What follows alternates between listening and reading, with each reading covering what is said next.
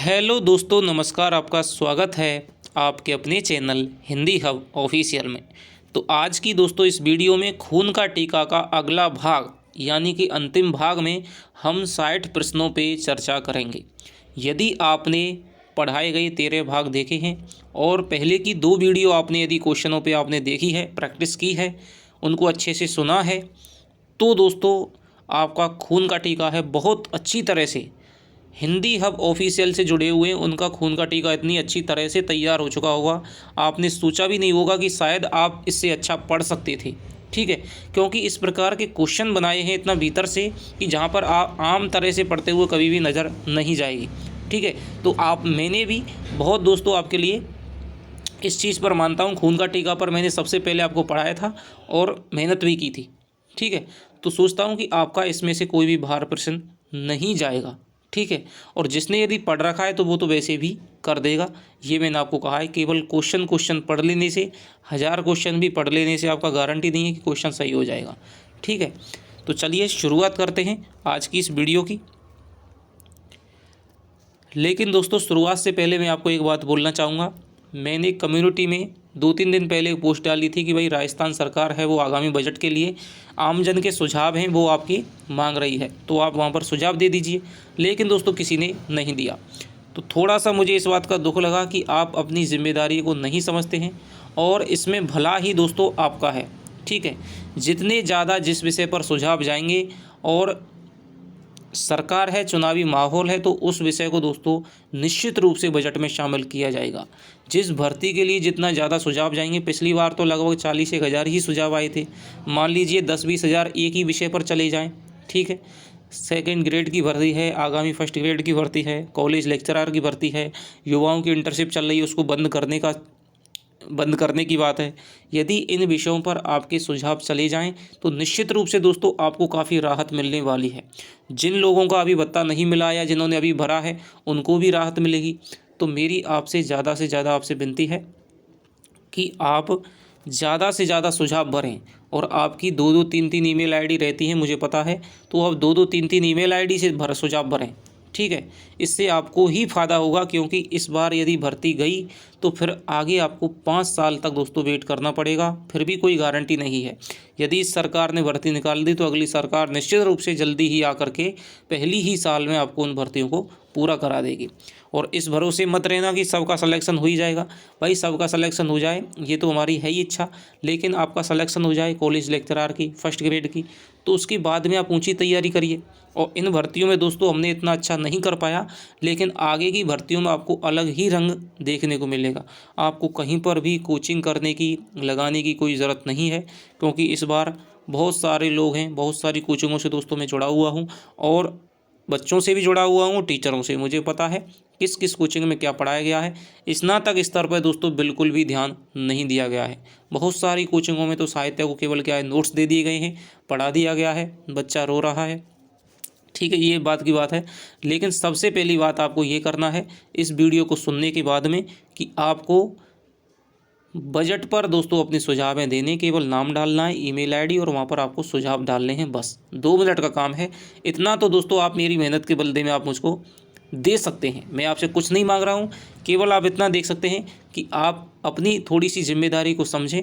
फिर सरकार पर आक्षेप लगाना हमारी क्या है, मूर्खता है। हम यूँ कहें कि भाई सरकार ने भर्ती नहीं निकाली, ये नहीं किया, वो नहीं किया। थोड़ा सा आप अपनी जिम्मेदारी को समझिए। और आप सभी दोस्तों जो भी इस वीडियो को देख रहे हैं, थोड़ा सा अपने क्या है, बजट पर अपने सुझाव दें। तो चलिए शुरुआत करते हैं आज की इस वीडियो की।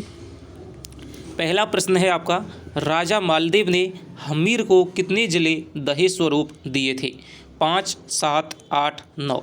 तो हमने दोस्तों चर्चा कर ली थी कब तक की, राणा हम्मीर का क्या है, विवाह हो चुका है मालदेव की पुत्री के साथ में, रानी सोनकरा के साथ में, और अब वो दोस्तों विदा का समय है। ठीक है, तो मालदेव ने दोस्तों उसको क्या है, 8 जिले हैं वो, 8 जिले दोस्तों उसको क्या है, दिए थे। आगे चलते हैं।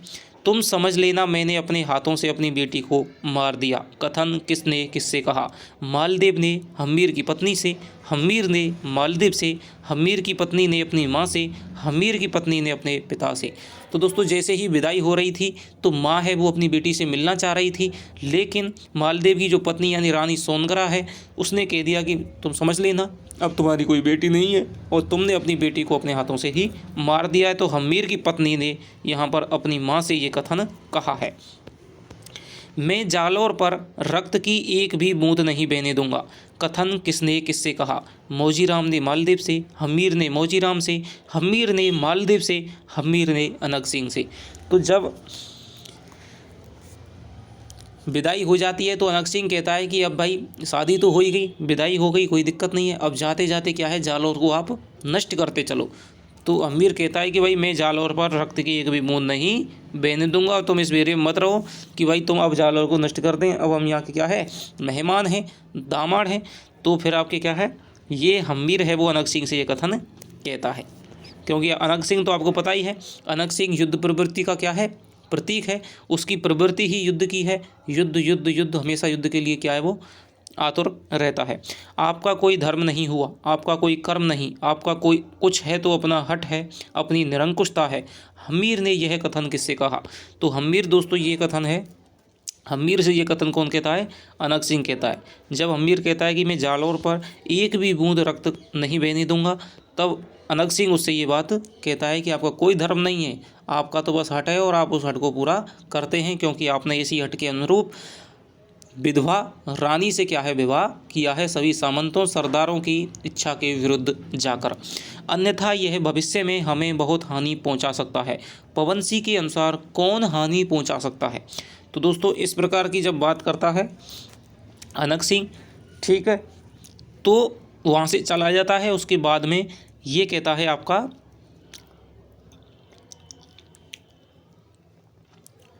अन्यथा यह भविष्य में हमें बहुत हानि पहुंचा सकता है।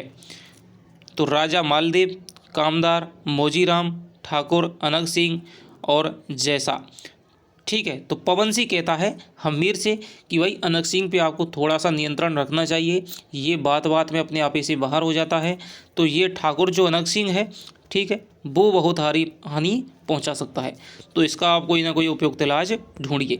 मैं वह प्राणी हूँ जो अपने स्वामी का हुक्म मानना ही अपना धर्म समझता है, चाहे मेरे स्वामी सदा ही क्यों बदलते रहें। कथन किसने किससे कहा? कथन किसने कहा? तो ये जो कथन है दोस्तों आपके मौजीराम ने कहा है। थोड़ा सा मौजीराम और उसके बीच में मंत्रणा होती है हम्मीर के बीच में। तो हम्मीर कहता है कि भाई आप तो आज मेरे चाकर हुआ, आप मुझे दहेज में मिले हैं।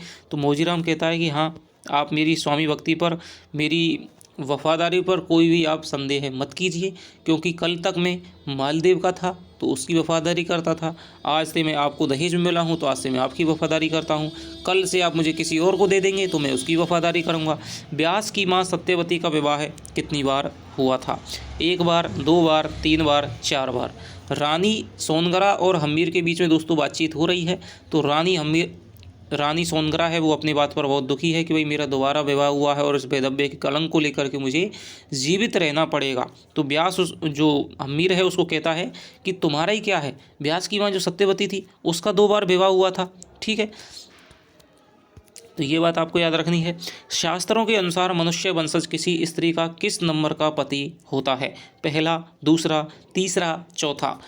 तो हम्मीर दोस्तों को कहता है कि भाई कोई भी स्त्री हो उसका पहला पति मनुष्य तो होता ही नहीं है, क्योंकि पहला पति तो सोम होता है, ठीक है, दूसरा पति अग्नि होता है। इस प्रकार से 3 पति, तीनों देवता होते हैं, क्योंकि अग्नि के फेरे लगा करके विवाह होता है, ठीक है। तो इस प्रकार मनुष्य है वो आपका क्या है, चौथा पति उसका होता है।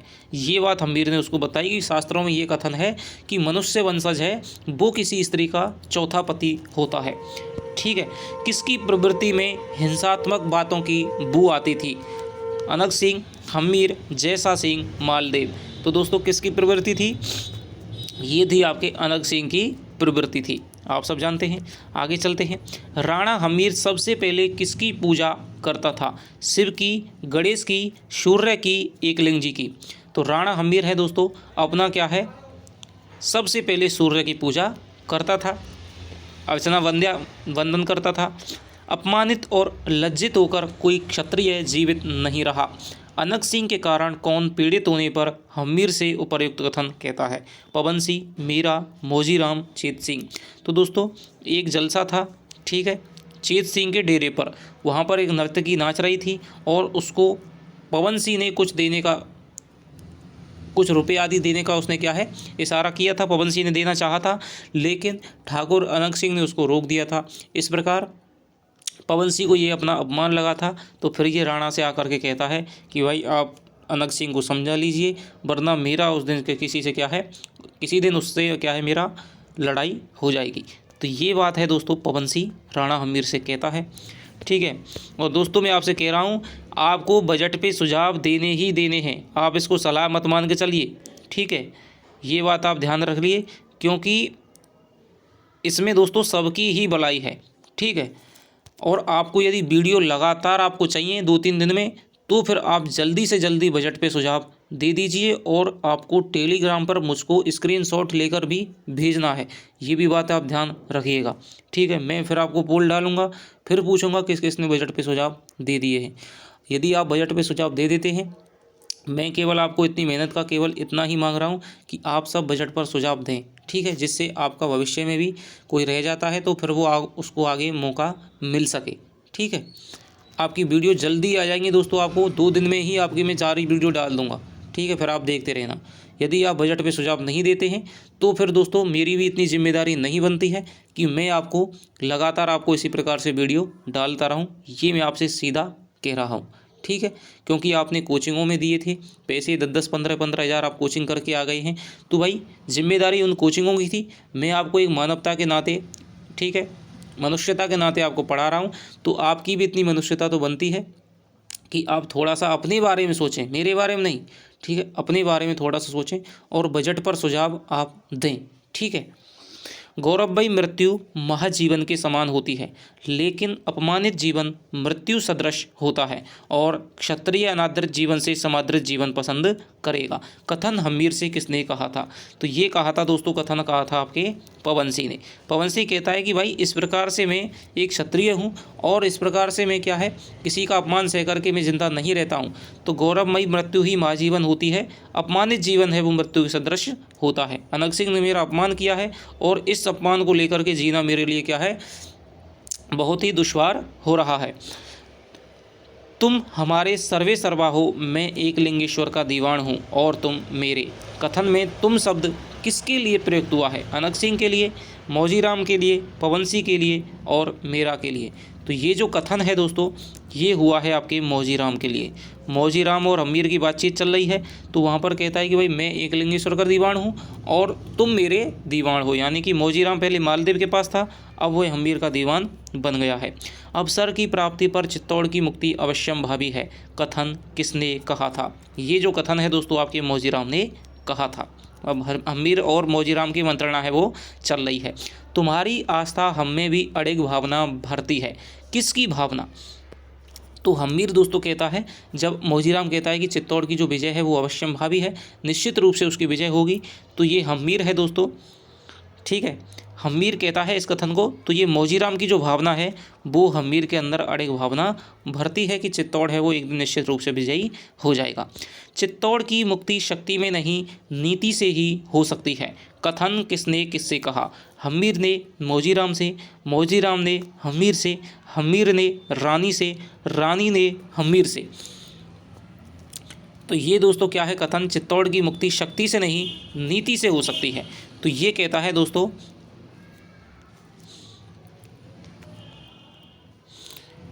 हम्मीर ने मौजीराम से, मौजीराम ने हम्मीर से, हम्मीर ने रानी से, रानी ने हम्मीर से। तो थोड़ा सा दोस्तों, तो ये जो दोस्तों कथन है वो आपके मौजीराम ने ही हम्मीर से कहा था, ठीक है, कि चित्तौड़ की विजय भाई अब शक्ति से नहीं बल्कि एक चाल चल करके हमें कुटिल चाल चलनी पड़ेगी, तभी जा कर के मुक्ति होगी। जहाँ देश की मुक्ति का प्रश्न है वहाँ अपने खाली जगह अपने सिर को हथेली पर रख सकता है, रिक्त स्थान की पूर्ति कीजिए। तो इसमें दोस्तों क्या है, अनंग सिंह आपका आएगा, ठीक है, कि जहाँ पर देश की रक्षा का प्रश्न है वहाँ पर अनंग सिंह अपने हथेली पर अपने सिर को रख सकता है। जब हम्मीर को पवन सिंह ने बताया कि भाई हम्मीर जो अनक सिंह है वो आप से बाहर हो रहा है, तो हम्मीर अनक सिंह को बुलाता है, उसको समझाता है और कहता है कि भाई तुम क्या है हमारी सेना के क्या है नायक बन जाओ और तुम इधर उधर लूटपाट करो, धन एकत्रित करो। तो अनक सिंह कहता है कि भाई आपने शायद मेरी शक्ति को क्षय करने का एक नया तरीका निकाला है, लेकिन इससे मेरी शक्ति युद्ध क्षय नहीं होगी। जिसे युद्ध में आनंद मिलता हो उसकी शक्ति को आप इस तरह क्षय नहीं कर सकते, ठीक है।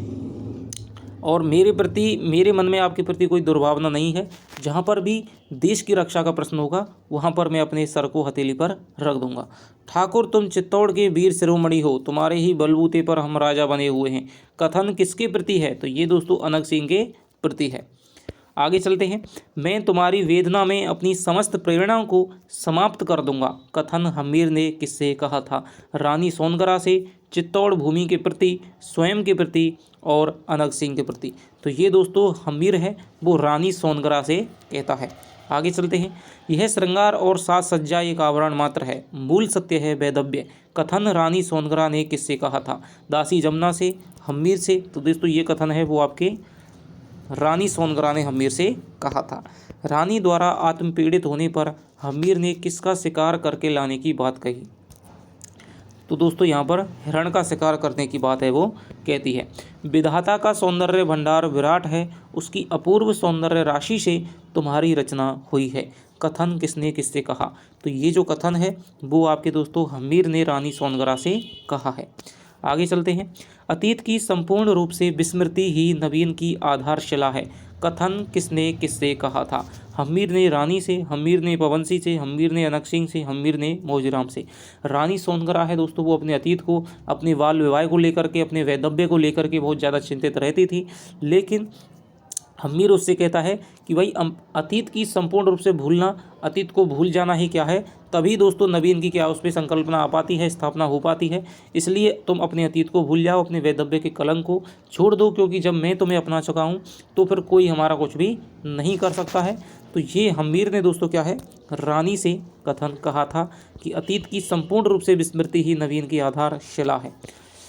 हम्मीर के अनुसार उसे और रानी को विवाह की चिंता क्यों नहीं करनी चाहिए?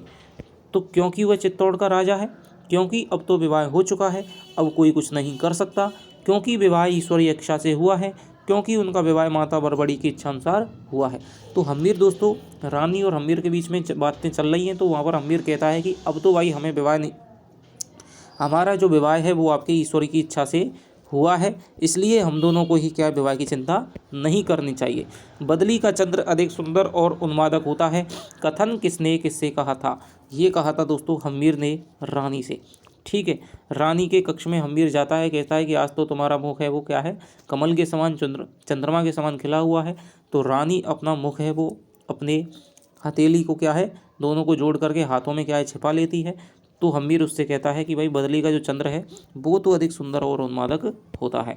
प्रच्छद पट का क्या अर्थ है? चादर, अच्छी तरह से ढका हुआ, मेज पर बिछाने का कपड़ा, प्रक्षालन का वस्त्र।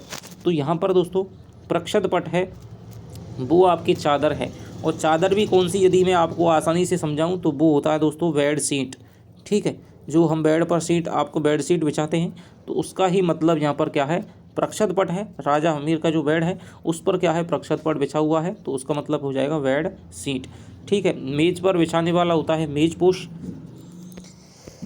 नारी सुलभ स्वभाव गोपनीयता का आदि नहीं है। कथन हम्मीर ने किससे कहा? रानी से, अनक सिंह से, पवन सिंह से। तो ये दोस्तों क्या है हम्मीर ने रानी से कहा है कि जो नारी सुलभ स्वभाव है, तुम कुछ ना कुछ मुझसे छुपा रही हो, बता नहीं रही हो, और नारी है वो कभी भी अपनी बात को छुपा नहीं सकती है, वो किसी न किसी इशारों में आप अपनी बात को क्या है संकेत कर देती है, इशारा कर देती है। जीवन सिंह किसका पुत्र था? तो दोस्तों जीवन सिंह है वो आपके अनक सिंह का पुत्र था, और अनक सिंह ने दोस्तों एक सामंत को मार करके धन लूट लिया था, और वहाँ से उस धन को लेकर के वो राणा हम्मीर के पास में आता है। राक्षसी वृत्ति मानवीयता के लिए बड़ी घातक सिद्ध होती है। कथन किसने किससे कहा था? मौजीराम ने हम्मीर से, मौजीराम ने अनक सिंह से, हम्मीर ने अनक सिंह से, और हम्मीर ने मौजीराम से। तो ये दोस्तों मौजीराम ने हम्मीर से कहा था। सर को काट करके उसने भेज दिया था हम्मीर के पास में। मूर्ख को समझाना दुष्कर होता है, बुद्धिमान के लिए संकेत ही पर्याप्त है। कथन किसने किससे कहा था? तो हम्मीर ने मोजीराम से, हम्मीर ने पवन सिंह से, हम्मीर ने मेरा से, हम्मीर ने सरदारों से। तो ये जो कथन है दोस्तों, हम्मीर पवन सिंह से कहता है। पवन सिंह कहता है कि भाई आप उस पर रोक ही नहीं लगा रहे हैं, इस तरह की उसकी युद्ध प्रवृत्ति हो गई तो फिर एक ना आपके लिए ही वो खतरा बन जाएगा, और आप हमेशा मुझे ही धमाते हैं। ठीक है, तो अमीर कहता है कि भाई वो मूर्ख है इसलिए उसको समझाना दुष्कर है, और तुम बुद्धिमान हो इसलिए तुम्हारे लिए मैं संकेत भर कर देता हूँ। हमीर ने नाम मात्र का सेनापति किसे बनाया? अनंग सिंह को, मौजीराम को, पवन सिंह को, मेरा को। नाम मात्र का सेनापति दोस्तों अनंग सिंह को बनवाता है, उसको बुला करके सर्वसम्मति से, ठीक है, सबको समझा करके उसको क्या है, नाम मात्र का सेनापति बना देता है। देश के हित में मैं व्यक्ति का बलिदान कर सकता हूँ, अपने आप को उत्सर्ग कर सकता हूँ। कथन हमीर ने किससे कहा था? पवन सिंह से, मौजीराम से, मेरा से, या फिर अनंग सिंह से। तो ये जो कथन है दोस्तों आपका, तो ये जो आपका कथन है वो आपके पवन सिंह हमीर से कहता है। ठीक है, कि जब अनंग सिंह को सरदार बनाया जा रहा होता है, वो सेनापति बनाया जा रहा होता है, तो सभी सरदार हैं, सामंत हैं, वो नाराज़ दिखाई देते हैं। तो हमीर एक अन्य मंत्रणा कक्ष में उनको बुलाता है, पवन सिंह को बुलाता है। पवन सिंह कहता है कि भाई तुम इसे यूँ मत समझो, ये तो अस्थायी बनाया जा रहा है, इसकी चिंता तुम मत लो, और इसकी शक्ति को उपयोग में लाने का यही एक साधन है। तो फिर पवन सिंह कहता है कि भाई आपको बात को मानना तो मेरा क्या है, फ़र्ज़ है, और मैं देश के लिए अपने प्राणों का उत्सर्ग भी कर सकता हूँ। निम्न में से कौन सा समूह है चित्तौड़ दुर्ग के प्रवेश द्वारों से संबंधित नहीं है? पाटन पोल, भैरव पोल, हनुमान पोल, गणेश पोल, जोडला पोल, लक्ष्मण पोल, राम पोल, जय पोल, ताड़न पोल और पाडल पोल, लक्ष्मण पोल, भैरव पोल। तो ये दोस्तों यहाँ पर तीसरा विकल्प सही नहीं है, बाकी सारे के सारे चित्तौड़ के प्रवेश द्वार हैं। ठीक है, नाटक इसके उपन्यास के अनुसार धर्म राजनीति का सहोदर नहीं बन सकता, कथन किसने किससे कहा? तो ये दोस्तों हमीर ने मौजीराम से, मौजीराम ने हमीर से, रानी ने मौजीराम से, मौजीराम ने रानी से। तो ये जो कथन है वो मौजीराम ने हमीर से कहा। दोस्तों आगे चलते हैं। अलाउद्दीन खिलजी ने चित्तौड़ को कितने महीने तक घेर कर रखा था? तो ये आप जानते हैं 6 महीने तक घेर करके रखा था। ज़्यादा होशियारी में कभी ना कभी किरकिरी पड़ती है, कथन किसने कहा? हमीर ने, मौजीराम ने, रानी ने और पवन सिंह ने। तो ये जो दोस्तों कथन है वो आपका ज़्यादा होशियारी में भी किरकिरी पड़ती है।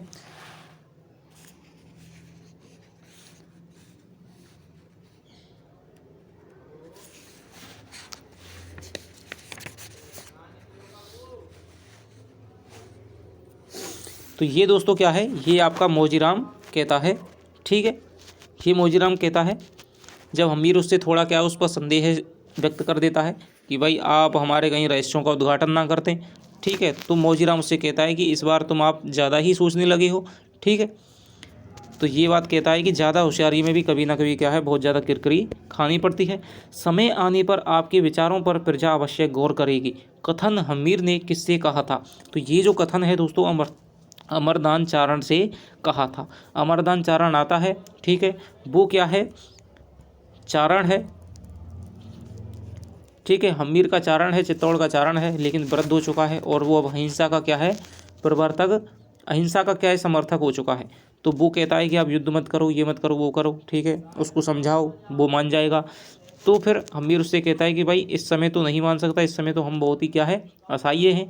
यदि इस समय हम अहिंसा की बात करेंगे तो फिर हमारा सर्वस्व लुट जाएगा और जो चित्तौड़ विजय का जो स्वप्न है वो कभी भी पूरा नहीं हो पाएगा। तो ये बात अमरदान चारण से कहता है और कहता है कि समय आने पर आपके जो अहिंसा के विचार हैं उन पे ज़रूर गौर किया जाएगा। जैसा कि छोटे भाई का नाम क्या था, हरि सिंह था। ठीक है, कहीं कहीं दोस्तों क्या है, हरि सिंह को उपन्यास के अनुसार तो जैसा का छोटा भाई हरि सिंह ही बताया गया है, लेकिन जीके वगैरह हम कहते हैं कि भाई जैसा का बेटा था हरि सिंह। मौजीराम और पवन सिंह चित्तौड़ में कितने दिन रहे थे? तो ये दोस्तों 1 सप्ताह रहे थे। मौजीराम को क्या है, मौजीराम ने योजना बनाई कि भाई मैं चित्तौड़ में जाता हूँ और वहाँ के द्वारपालों से अपना जुगाड़ बैठा लूँगा और वहाँ पर क्या है, सारी जानकारी मैं ले लेता हूँ और उसको जैसा को उलझा के रखूँगा, तब आप आक्रमण कर देना। जैतसी के अनुसार हरि सिंह अपने मुख्य सरदारों के साथ कहाँ गया हुआ था? तो जैतसी है दोस्तों वो आपका पवन सिंह का पुत्र है। तो इसके अनुसार है वो मीणा आदि के विद्रोह को दबाने के लिए गया था। आगे चलते हैं। हम्मीर के पास कितने प्रकार की सेना थी? 2 प्रकार की सेना थी, एक तो घुड़सवार थी, एक आपके पैदल थी। अनंग सिंह की मृत्यु किसके साथ युद्ध लड़ते हुए हुई थी? जैसा के साथ में युद्ध लड़ते हुए हुई थी। युद्ध विजय के पश्चात गढ़ का मुख्य रक्षक किसे नियुक्त किया गया? तो दोस्तों युद्ध विजय के पश्चात गढ़ का मुख्य रक्षक है वो जीवन सिंह को, जीवन सिंह कौन था? अनंग सिंह का पुत्र था। ठीक है, तो जीवन सिंह को दोस्तों क्या है, राज सम्मान दिया था, उसको जागीर वगैरह दी थी और उसको गढ़ का मुख्य रक्षक नियुक्त किया था। कुलीनता गढ़ों में नहीं कुटियों में रहती है, कथन रानी से किसने कहा था? तो रानी से कहा था दोस्तों ये आपके हम्मीर ने। ठीक है, रानी से हम्मीर ने कहा था। वो कहते हैं कि भाई आज चाचा जिंदा होते तो आज कितने खुश होते। ठीक है, तो वो कहता है कि आज चाचा आकर के देखें कि कुलीनता गढ़ों में नहीं बल्कि क्या है, कुटियों में निवास करती है, कि मेरा जो जीवन है वो ननियाल में बीता था और एक छोटी सी घर में, एक छोटी सी कुटी में क्या है, मेरा जीवन बीता था और मैंने आज चित्तौड़ को जीत लिया है। वीरता के साथ विद्या की वृद्धि और पुरानी घटनाओं से शिक्षा, बस यही चतुर व्यक्ति के गुण होते हैं, कथन हम्मीर से किसने कहा था? तो ये कथन है दोस्तों वो बरबड़ी देवी ने कहा था कि तुम निश्चिंत रहो, आगे भी चित्तौड़ है वो तुम्हारा ही रहेगा। ठीक है, तुमने उन बातों को सीख लिया है जो तुम्हारी कमियां थी। हम्मीर ने चित्तौड़ का मुख्य चारण किसे बनाया? तो दोस्तों जो बरबड़ी का जो पुत्र था वारू, उसको चित्तौड़ का मुख्य चारण घोषित करता है। हम्मीर ने भील सेना का सेनापति किसे नियुक्त किया? तो बांका को दोस्तों यहाँ पर भील सेना, ये अगुना नायोर का दोस्तों भील नेता था। ठीक है, बांका को भील सेना का सेनापति है वो नियुक्त करता है और ये दोस्तों बांका है वो हम्मीर के लिए एक धनुष लाता है, धनुष बाण लाता है, उसको गिफ्ट करता है। आगे चलते हैं। बादशाह के युद्ध के लिए हम्मीर ने सेनापति किसे बनाया? तो सेनापति दोस्तों कौन बनेगा? पवन सिंह बनेगा। अस्थाई सेनापति तो कौन था? अनंग सिंह था। ठीक है, चित्तौड़ के युद्ध से पहले। लेकिन अब बादशाह मोहम्मद बिन तुगलक है, वो भी दोस्तों अब युद्ध कर रहा है, वो भी अब आक्रमण करने आ रहा है, तो फिर उसका सेनापति पवन सिंह को बनाता है। आगे चलते हैं। हम्मीर और यवन में किस स्थान पर युद्ध हुआ था? तो आप सब जानते हैं सिंगोली नामक स्थान पर हम्मीर और यवन सेना यानी मोहम्मद बिन तुगलक के बीच में युद्ध हुआ था। पर चित्तौड़ मालदेव का है, मालदेव का ही रहेगा। कथन किसने किससे कहा? तो ये जो कथन है दोस्तों जैसा ने हम्मीर से कहा था। ठीक है, ओ युद्ध कीटो तुमने रक्त स्नात पृथ्वी का हाहाकार सुना है, कथन हम्मीर से किसने कहा था? तो ये जो कथन है दोस्तों अमरदान ने कहा था और वो युद्ध का क्या है, समर्थन नहीं करता है। जब बादशाह के साथ में युद्ध होता है और वहाँ पर क्या है, नरमुंड लाश पड़े हुए हैं, बहुत ही क्या है भीषण नरसंहार हुआ है, तो उस दृश्य को देख करके अमरदान है वो गीत गा रहा था। ठीक है, वहाँ पर क्या है घूम रहा था, इधर उधर क्या है शांति के गीत गा रहा था। तब वो कहता है, सारे सरदारों से कहता है, सामंतों से कहता है, हम्मीर से विशेष रूप से, तो कहता है कि अरे युद्ध कीटो तुमने रक्त स्नात पृथ्वी का हाहाकार सुना है क्या? आगे चलते हैं। युद्ध बंद करो, युद्ध बंद करो, युद्ध मनुष्य को राक्षस बंद दैत्य बना देता है, कथन किसका है? तो ये भी दोस्तों कथन है वो अमरदान चारण का है और वो कहता है कि आपको भाई घायलों की सेवा शुश्रूषा करनी चाहिए, उपचार करना चाहिए। अब तुम्हारा ये नहीं है कि आप रंगरेलियाँ मनाओ युद्ध जीत गए तो। ठीक है, मैं समझता हूँ कि व्यर्थ रक्त की होली खेलने वाले को जीवित जला दिया जाए, कथन किसने कहा था? तो ये जो कथन है दोस्तों वो आपके पवन सिंह कहता है। जब बादशाह को बंदी बना लिया जाता है तो फिर हम्मीर है वो पूछता है कि भाई जैसा और बादशाह के साथ में क्या करना चाहिए? तो कामदार मोजीराम कह देता है भाई आपको दंड देना, मृत्यु दंड दे दीजिए। फिर पवन सिंह से विचार मांगता है। पवन सिंह कहता है कि जो बादशाह इतना मूर्ख है कि उसे ये नहीं पता, वो केवल एक जैसा के कहने पर यहाँ पर युद्ध करने आ गया है, सेना लेकर के आ गया है, यदि वो भारत का बादशाह बना रहेगा तो इससे भारत को कितना अनिष्ट हो सकता है ये आप जान सकते हो, ये हमने देख लिया है। तो इसको क्या है, व्यर्थ में ही रक्त की होली खेलने वाले व्यक्ति को जीवित जला दिया जाए, तो ये आपका पवन सिंह कहता है। बादशाह को कौन सा दंड दिया जाए? फिर मीरा से भी विचार लिया जाता है। मीरा कहता है कि आप मुझे ही आज्ञा दो कि मैं इन दोनों को मार सकूं। बादशाह को कौन सा दंड दिया जाता है? तो बादशाह को दोस्तों अर्थदंड दिया जाता है। और हम्मीर का ये विचार था कि भाई चित्तौड़ का विकास करने के लिए, चित्तौड़ को सुदृढ़ बनाने के लिए, उसकी सेना की वृद्धि के लिए, उसके हथियारों की वृद्धि के लिए, ठीक है, उसको अर्थदंड देना ही श्रेयस्कर है। देश को बादशाह की सिर की नहीं बल्कि धन की आवश्यकता है, कथन किसका है? तो ये भी दोस्तों क्या है, हम्मीर का कथन है। आगे चलते हैं। उपन्यास के अंत में राणा हम्मीर किस देवी के मंदिर की तरफ जाता है? तो ये जो जाता है दोस्तों वो है कालिका देवी के मंदिर की तरफ जाता है, जहाँ से क्या है वो अपना जो नया है कि धन बचत योजना और चित्तौड़ को क्या है दोबारा से सुदृढ़ करने की जो बात है उसको आरंभ करने वाला है। हमीर ने बादशाह पर कितने रुपए का दंड लगाया था? तो दोस्तों 50 लाख रुपए का दंड है वो लगाता है। और कई एक महत्वपूर्ण नगर हैं अच्छी आय वाले, उनका नाम नहीं दिया गया है तो वो भी आपसे नहीं पूछा जाएगा। 50 लाख रुपये और कुछ मुख्य नगर, ठीक है, आय वाले जो अच्छे अच्छे नगर थे, अच्छी आय देते थे, उनको लेता है। नीमच, जैतारण और रतनपुर के गांव किसको दिए थे? तो ये दोस्तों आपके दिए थे किसको? जैसा सिंह को यहाँ पर ये गांव दिए थे। मेरा समस्त जीवन मेवाड़ के लिए है, देश के नवनिर्माण विकास के लिए है, कथन किसका है? तो ये जो कथन है ये हमीर का दोस्तों कथन है। यह कथन, यह कम तकलीफ है कि वह दुश्मन की कैद में है, कथन हमीर से किसने कहा था? तो ये दोस्तों बादशाह मोहम्मद बिन तुगलक ने कहा था। बादशाह मोहम्मद बिन तुगलक को अपनी जेल में कैद कर दिया है, उसको अच्छी खासी सुविधाएं हैं। फिर हमीर उससे जा करके पूछता है कि वह कहो बादशाह जी आप खुश तो हैं, आप तकलीफ तो नहीं है? तो बादशाह उससे कहता है कि बादशाह के लिए क्या ये कम तकलीफ है कि वो दुश्मन की कैद में है, अब तुम मुझे या तो रिहा कर दो या फिर मुझे मार दो, ठीक है। तो ये दोस्तों आपके 60 प्रश्न हो गए। तो कैसा लगा इसको वीडियो में कमेंट करके बताइएगा। और इस वीडियो को चाहे आप लाइक करिए मत करिए कोई दिक्कत नहीं है, लेकिन दोस्तों आपसे मैं फिर रिक्वेस्ट करना चाहूँगा कि थोड़ा सा आप संवेदनशील बनते हुए, 2 मिनट का काम है, केवल 2 मिनट का, आप बजट पर सुझाव दे दीजिए। और आप आकर के कहेंगे कि भाई हमने वास्तव में बहुत अच्छा किया, बजट पर सुझाव दोगे तो आपको निश्चित रूप से दोस्तों आपको फ़ायदा मिलेगा। और मैंने आपको बता दिए हैं सभी को दोस्तों इन्हीं पर सुझाव देते हैं, 4-5 बातें हैं, इनको ही आपको चाहे कॉपी पेस्ट कर लेना है, चाहे आपको टेलीग्राम में जुड़ जाना है, चाहे आपको मैसेज करके कह देना है, मैं आपको कर दूंगा मैसेज में, ठीक है। कॉपी पेस्ट करके उसको कि भाई आरपीएससी फर्स्ट ग्रेड की उसकी सीटें खाली हैं, फर्स्ट ग्रेड की वैकेंसी आनी चाहिए, ठीक है। सेकंड ग्रेड की आ जाए और अच्छा है दोस्तों, ठीक है। मुख्यमंत्री युवा संबल में इंटर्नशिप लग रही है, ठीक है, इंटर्नशिप को ख़त्म किया जाए। और सबसे बड़ी भर्ती है दोस्तों कॉलेज लेक्चरार की, ठीक है। तो जिनका दोस्तों अब कि मैं श्योर हैं कि जिनके हमारा सिलेक्शन हो जाएगा तो उनके लिए सबसे अच्छा विकल्प है कि वो आगे फर्स्ट ग्रेड पे और कॉलेज लेक्चरार पे फोकस करें, ठीक है, क्योंकि रुकने का काम नहीं है दोस्तों, ठीक है। हिंदी हब आपके साथ में यदि आप सदा जुड़े रहेंगे तो आपकी सदा आपसे दोस्तों जुड़ा रहेगा। तो आपको दोस्तों ये निश्चित करना है। और मैं आपको बता रहा हूँ यदि आप ज़्यादा से ज़्यादा 70% 75% लोग बजट पर सुझाव देते हैं और मुझे स्क्रीनशॉट भेजते हैं, ठीक है, तो दोस्तों आपको जल्दी, बहुत जल्दी ही आपको वीडियो सारी आपको मिल जाएंगी, ठीक है। मैंने सभी वीडियो बना के रख रखी हैं, तो मैं जल्दी से जल्दी आपको वीडियो है वो डाल दूंगा, ये आपको देख लेना है। नहीं तो फिर इसी प्रकार से आएगी, कभी आ गई कभी नहीं आई, ठीक है। तो ये धमकी नहीं है दोस्तों, ये केवल मैं आपको थोड़ा सा सचेत करना चाहता हूँ। आप सोच सकते हैं कि इतने छोटे से काम के लिए मुझे इतनी सारी बातें बोलनी पड़ रही हैं, तो ये आप थोड़ा सा समझ सकते हैं। तो चलिए दोस्तों आपसे मिलते हैं अगली वीडियो में, तब तक के लिए बाय बाय, जय हिंद जय भारत।